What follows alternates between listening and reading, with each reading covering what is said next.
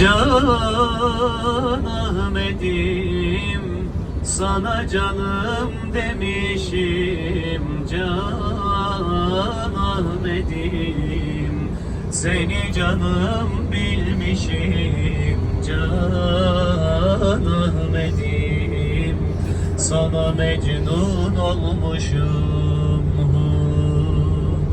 Can Ahmet'im, sana canım demişim. Can Ahmet'im, seni canım bilmişim. Can Ahmet'im, sana mecnun olmuşum.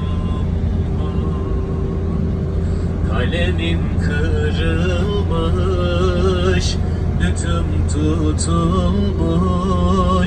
Ben seni sevmeye hüküm giymişim. Andolsun alnıma adın yazılmış. Ben seni sevmeye hüküm giymişim. Andolsun alnıma adın yazılmış. Ben seni sevmeye hüküm giymişim.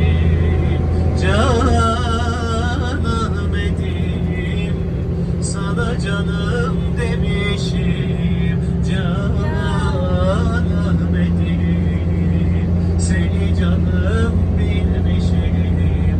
Can Ahmet'im, sana mecnun olmuşum.